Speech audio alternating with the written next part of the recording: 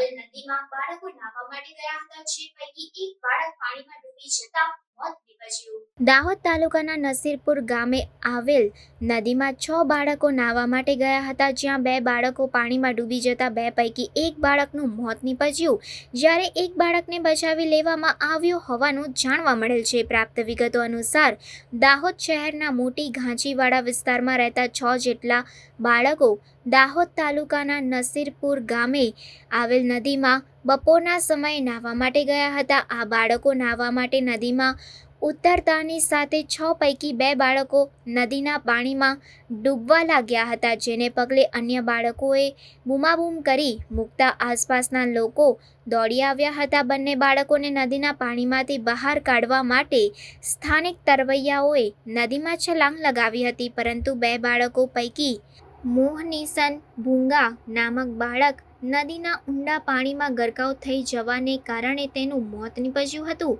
જ્યારે તેની સાથેના બાળકને બચાવી લેવામાં આવ્યો હતો।